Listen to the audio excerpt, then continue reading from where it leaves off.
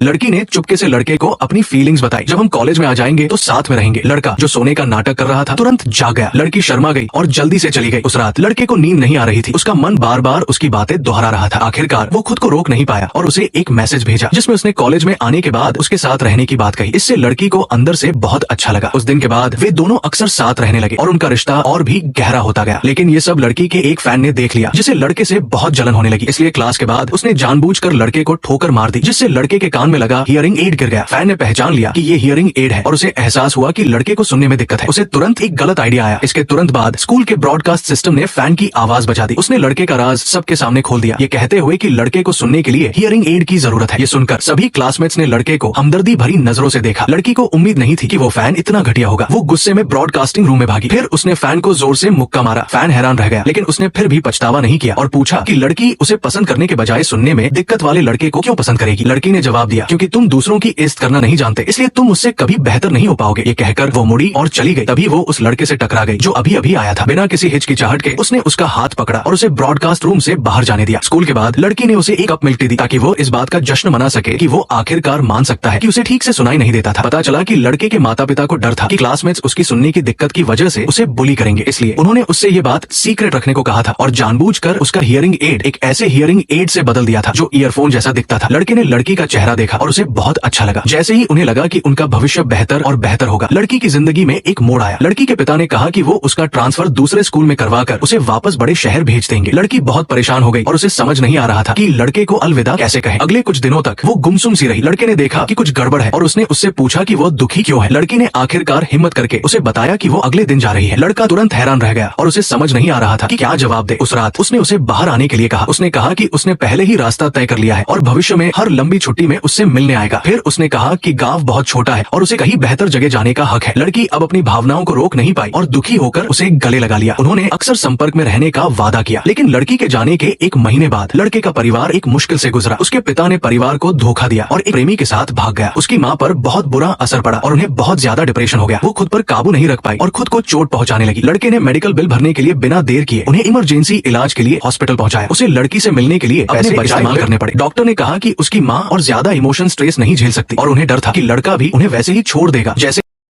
उसके पिता ने छोड़ा था। अचानक परिवार में आई इस मुसीबत ने लड़के को कमतर महसूस कराया और उसे लगा कि वो अब लड़की के लायक नहीं रहा। ये जानने के बाद कि लड़की पेरिस में विदेश में पढ़ने जा रही है, उसने उससे रिश्ता तोड़ने के लिए कहा।